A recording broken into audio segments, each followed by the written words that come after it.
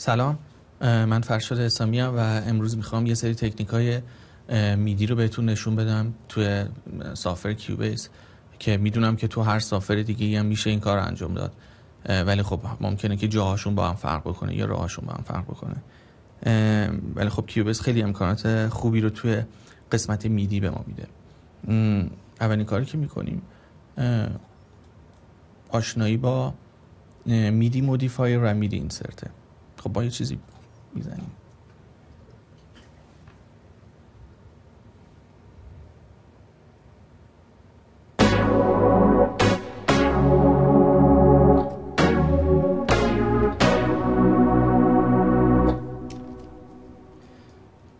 خب یه ذره دیر زدم این میزانو، بعد میبرم جلوتر. خب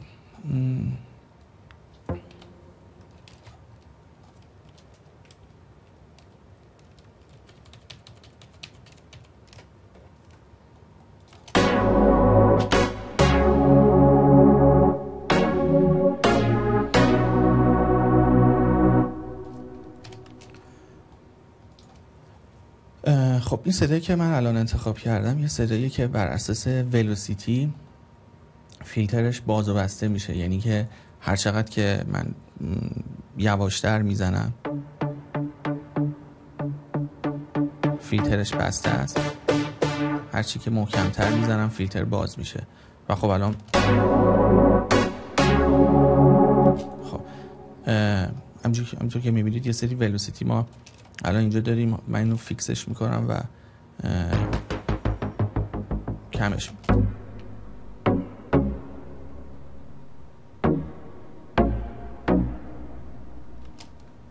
خب هر چقدرم که بیشترش میکنیم صدا بیشتر. خب امکانات جالبی توی میدی مودیفایر ما اینجا داریم. خب اولیش که ترانسپوز، همه میدونن داستان ترانسپوز. خب دومیش ولوسیتی شیفته. ببین هر چقدر که من این ولوسیتی شیفت رو کم میکنم انگار که توی قسمت ولوسیتی از اینجا اینا رو کم کردم. پس اگه فرصتی ندارید که بخواید کل اینا رو بگیرید سلکت آل بکنید یا بخواید سریعتر این کار انجام بدید، بهتره که از ولوسیتی شیفت استفاده کنید.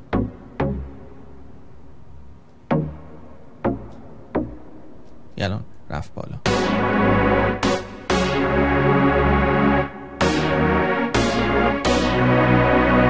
خب خیلی باحاله، امکان خوبی رو به ما میده. ولوسیتی کمپ این کمپرسوریه که بر اساس ولوسیتی داره کار میکنه. با فرض اینکه من مثلا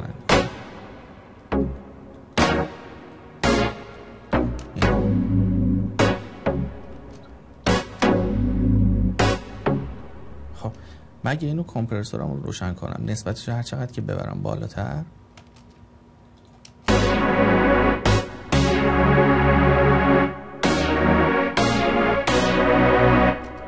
انگار که محکمتر پلی کرده.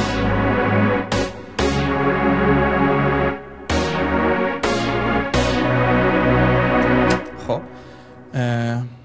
این هم برای کمپرسوری که برای طوله، یعنی طول نوتاست. دقیقاً عین همین کار رو انجام میده. توی گزینه رندوم پوزیشن داریم و معمولاً این گزینه آفه و رندوم پیچ. رندوم پوزیشن یعنی پوزیشن اینا رو عوض میکنه. من الان هارد کوانتایز کردم، یعنی کوانتایز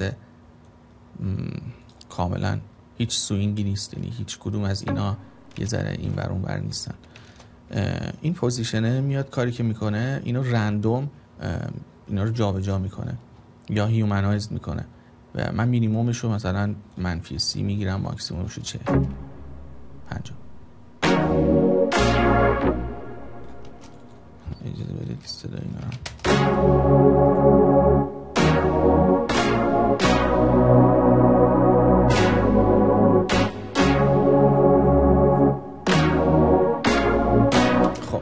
حالا ما اینو میذاریم تو همین حالت باشه و اینجا گزینه همون پوزیشن رو که بالا استفاده کرده بودیم، رندوم پیچ داریم، رندوم ولوسیتی داریم و رندوم لنس یا طول. مثلا پیچ هم میتونیم انتخاب بکنیم. رندوم پیچ از منفی مثلا 12 تا مثلا 8.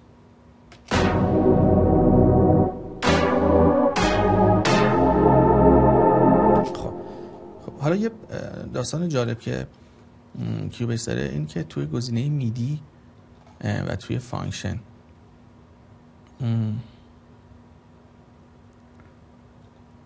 البته تو فانکشن نیست انگار. خب رایت کلیک میکنیم توی گزینه میدی. بله فریز میدی مودیفایر احتمالاً همینجا بوده. من بله گزینه فریز مودیفایر رو اگه بزنیم کارهایی رو که اینجا انجام دادیم و بر میداره و اعمال میکنه روی میدیمون. یعنی من الان اینو که بزنم اینا همه صفر میشه، اینا همه سر جاشه و اون داستان ها اتفاق میفته.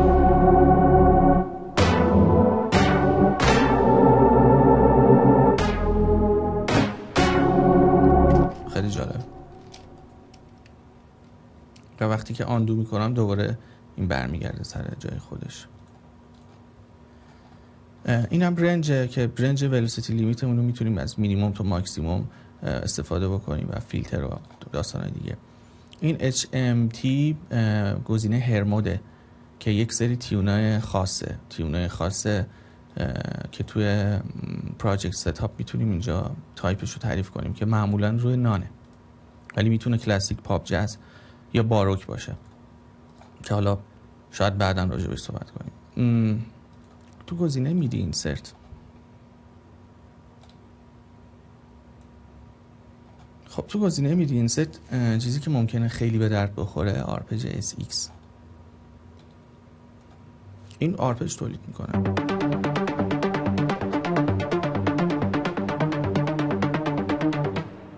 خب میگیم به چه درد میخوره؟ خود سایلنس وان که داره، ولی خب ما الان تو سایلنس وانمون این آرپیجش رو مثلا روشن میکنیم.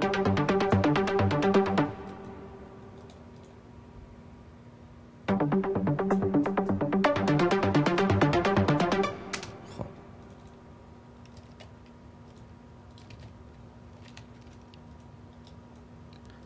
داستانی که اینجا داریم من شاید بخوام یک نوت این وسط یک نوت رو جابجا بکنم توی آرپیجی که توی خود سایلنس وان هست. وقتی آرپیجش رو روشن میکنیم این داستان صورت نمیگیره، ولی اگر من اینو ببندم این اتفاق نمیفته، ولی اگه با آرپیج خود کیوبیس این کار رو انجام بدیم خب و توی میدی فریز میدی مودیفایر بریم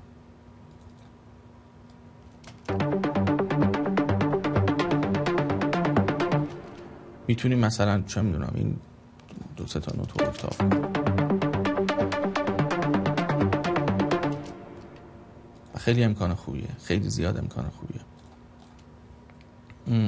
که میتونیم ادیتش بکنیم. هر کاری که خواستیم میتونیم بکنیم. میتونیم مثلا این وسطش رو نوت وسطش رو یه ذره ببریم جلوتر مثلا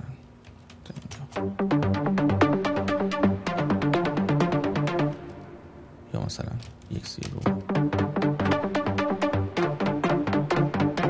خب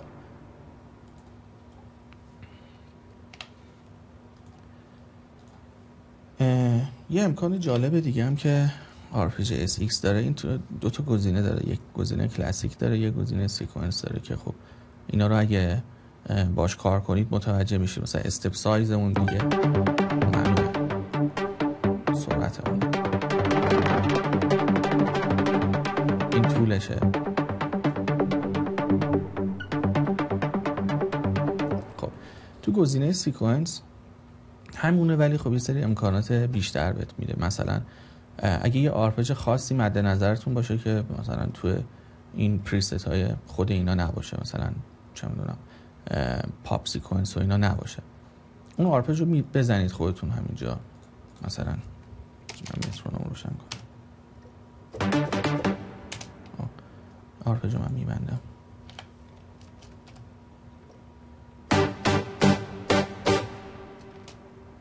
خب اینو ما کوانتایزش میکنیم.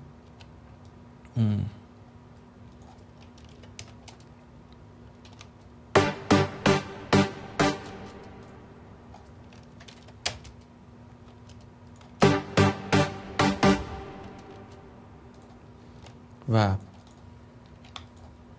الان یه ریتمی یا آرپجی داریم به این شکل که 1/5 اکتاف من زدم، یعنی فاصله سومو نزدم برای اینکه اگه بخوایم بعدن تغییری بدیم یعنی همش مینور یا همش ماژور نباشه. این آرپج SX رو باز میکنیم، توی گزینه سیکونس میریم، این مودی رو که ساختیم، این آرپجی که خودمون در اصل ساختیم، درگ میکنیم روی دراپ میدی اینجا و اتفاقی که میفته من هر یه نوتی که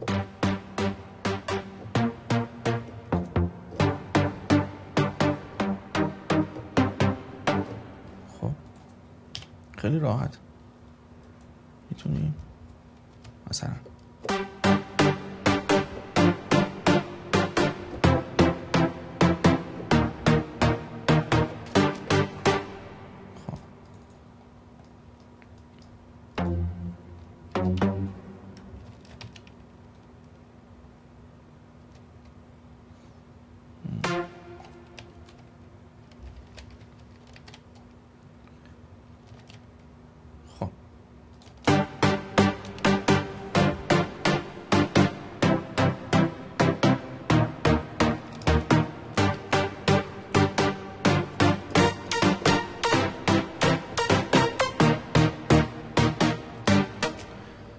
میتونیم بعد از اینکه کل آهنگو زدیم یا میتونیم پدی که گرفتیم برای آهنگ کپی کنیم روی این آرپجی که درست کردیم یا خیلی کار دیگه و بیایم دوباره همون توی میدی و فریز میدی مودیفایر رو بزنیم و اون آرپجمون دست خودمون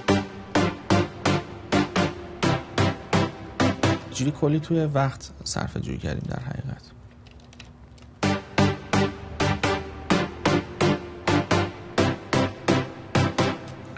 من یه سری شورتکات تعریف کردم برای اینکه هر دفعه نخوام برم توی میدی و مثلا توی قسمت فانکشن و فیکس ولوسیتی رو بزنم.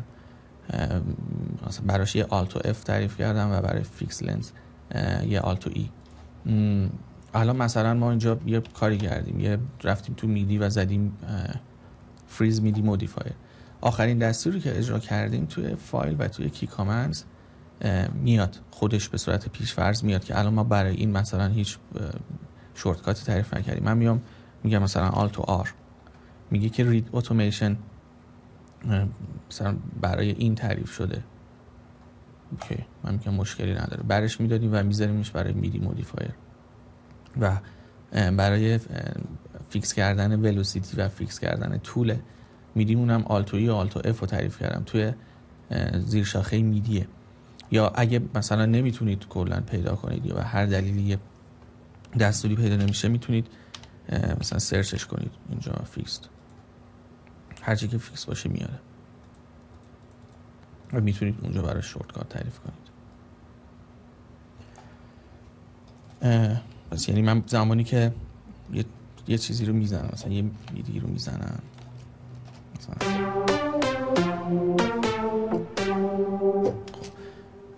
میتونم اینو کنترل A بگیرم، آلتو ای رو بزنم و همشون میشن 1/16 کوانتایزشون.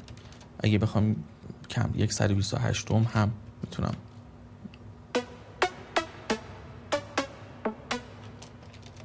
خیلی راحت.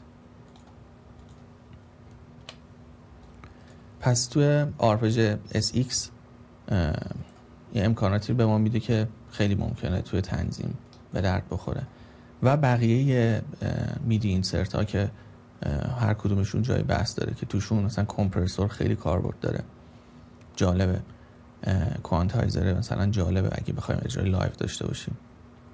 میدی مودیفایر که اون بالا بود توی اینجا هم تو قرارش دادن. این دنسیتی هم خیلی باحاله، کم و زیاد میکنه، از تو میدیمون میدوزه یا اضافه میکنه. مثلا ما یه چیزی میزنیم مثلا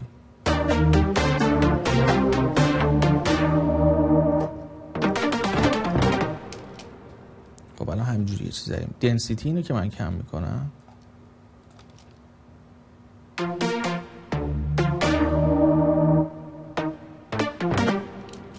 یعنی ما اگه اینو فریز میدی مودیفایر کنیم میبینیم از توش یه سری نوتا رو کم کرده، چگالیش رو کم کرده و اینو مثلا زیادش که میکنیم میبینیم یه سری نوت اضافه کرده.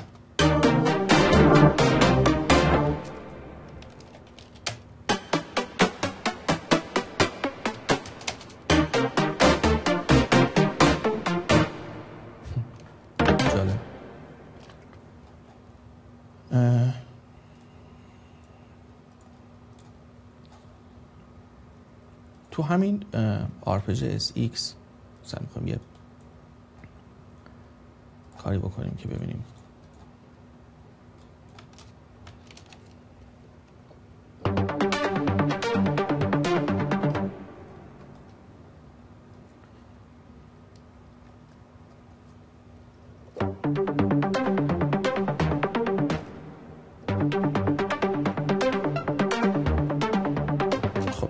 مثلا یه پترنی رو همینجوری میزنم ببینم چه کاری میشه باش کرد.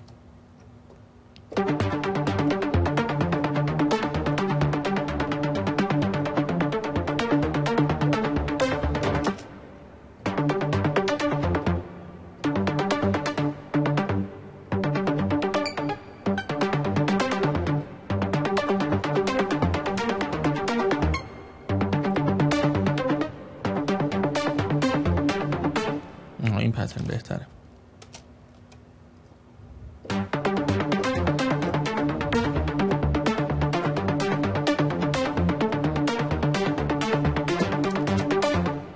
خب ما اینو کوانتایزش میکنیم روی 1/8 چون خیلی احتیاجی نداریم. 1/8 و کوانتایز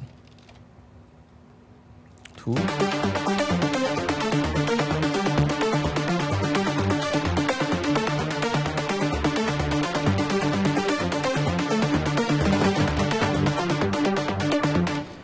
یه نکته دیگه هم اینجا بهتون بگم که زمانی که ولوسیتی رو فیکس میکنید عددی که فیکس میشه اینجا تعریف میشه. یعنی که من اگه اینو روی مثلا 60 یا 59 بذارم آلت و اف رو بزنم همه روی 59 فیکس میشه. اگه 102 بذارم همه روی 102 فیکس میشه. خودش بای دیفالت معمولا رو 100 که البته الان مثلا خودم میخوام بزنم حالت پلاک رو داشته باشه ولی باز نمیشه. خب ما اینو فریز میدی مودیفایر میکنیم یه همچی چیزی میشه. اصلا این آرپیج هم میبندیم. معمولا هم نوت اولو نمیگیره.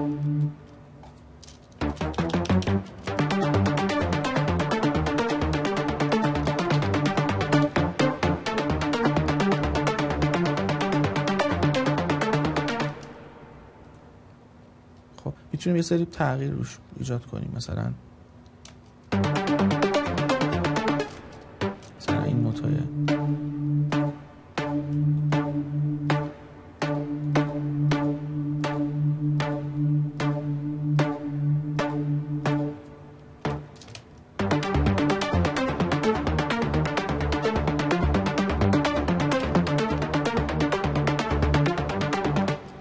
یا میتونیم اگه بخوای یه ذره گرووتون فرق بکنه.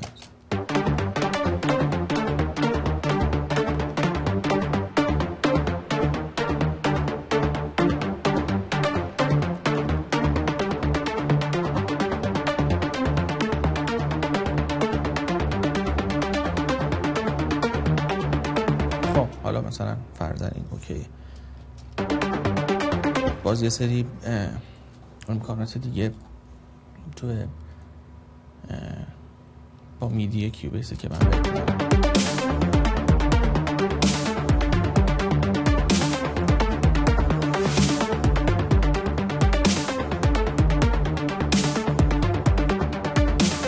خب ما یه بیس لاین هم بزنیم براش.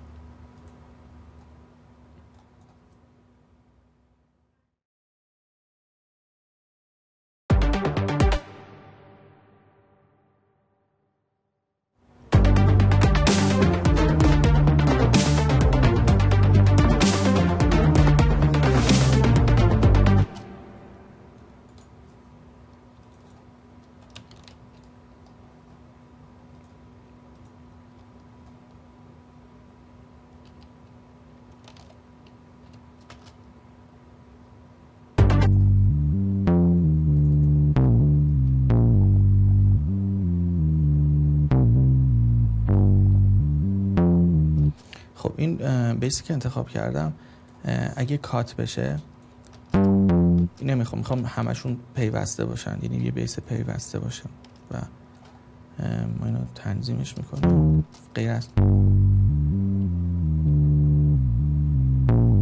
مثلا اینجا هم اتفاق افتاد.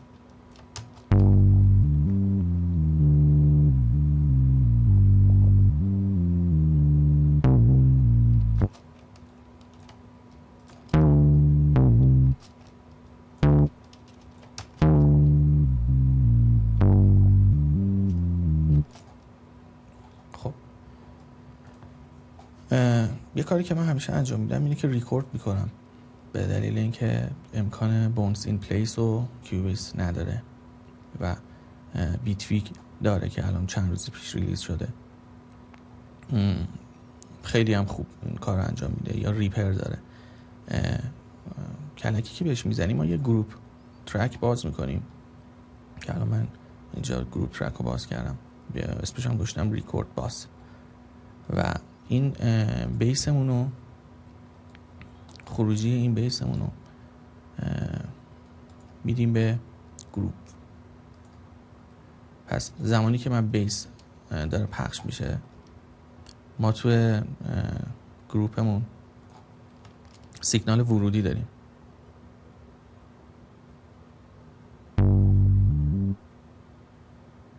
خب و حتی میتونیم مثلا از یه تیپ امولیتور ردش کنیم که مثلا یه ذره گرمتر بشه، میتونیم یه لیمیتر روش بذاریم.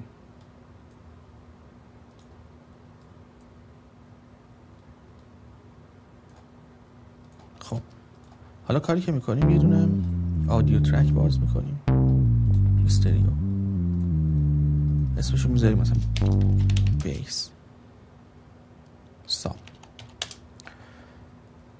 و ورودیمون رو میدیم به گروپ. پس یعنی از بیس وارد گروپ میشه، از گروپ وارد این آدیو چنلمون میشه، و این بیسی رو که زدیم ریکورد میکنیم.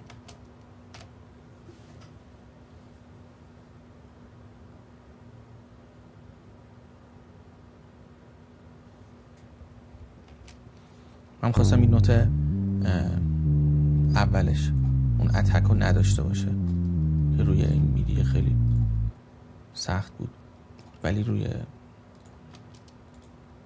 میتونم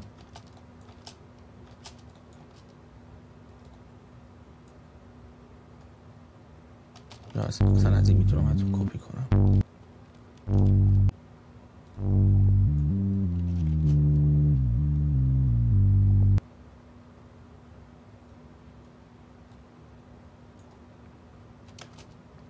خب تو این ریتم کیک و اسنیر داب استپمون تقریبا که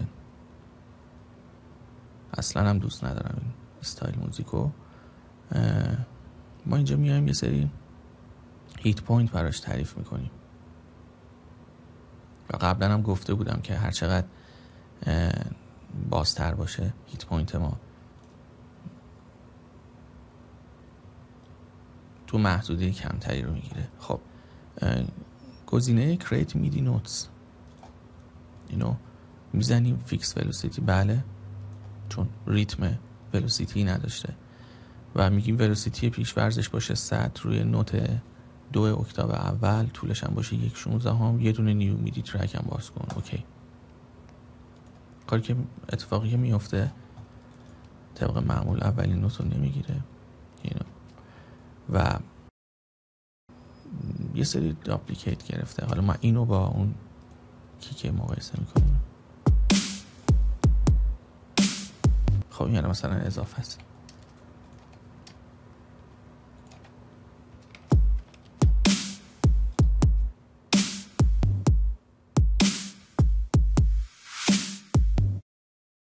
الان این ساب بیسمونه که میتونیم بر اساس این کیک و اسنیری که درست کردیم هم میتونیم دستی سایت چینش کنیم، یعنی زمانی که این کیک ما تموم میشه این بیس شروع بشه، یعنی در اصل اسلایس میتونه زده بشه توی تک تک اینا، و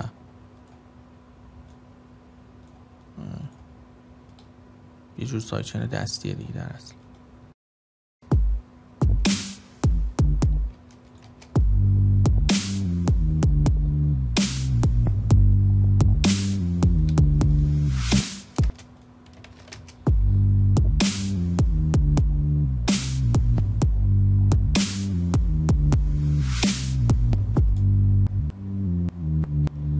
سری تق و توق داریم، این تهش هم میتونیم کوچولو.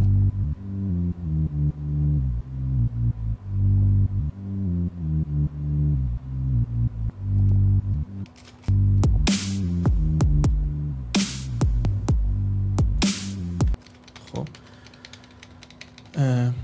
و این میدی که درست کردیم از این کیک و اسنیرمون هم میتونیم مثلا روی یک پدی یا هر صدای دیگه ای استفاده کنیم.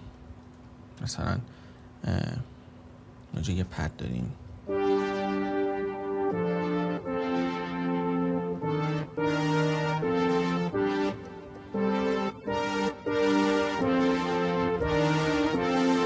آره این استایل بهتر.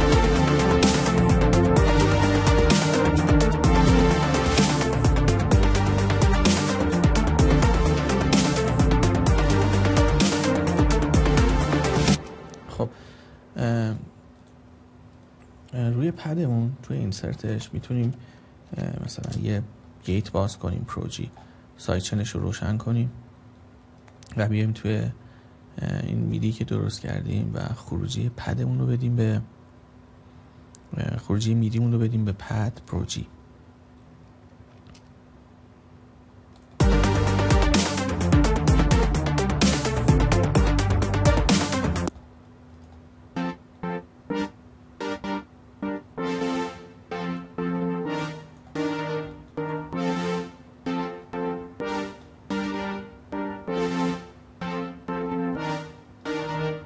این هم یه جور میتونه درست کردن آرپج باشه.